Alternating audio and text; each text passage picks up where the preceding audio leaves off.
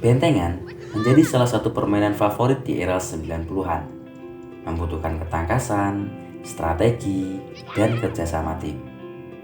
Bentengan dimainkan dengan 8-10 orang yang dibagi menjadi 2 kelompok. Kedua tim membuat kesepakatan daerah kekuasaan. Bagi siapapun yang memasuki daerah kekuasaan lawan, lawan akan mengejar dan menyentuh bagian tubuhnya. Jika tersentuh, maka mereka akan menjadi tahanan.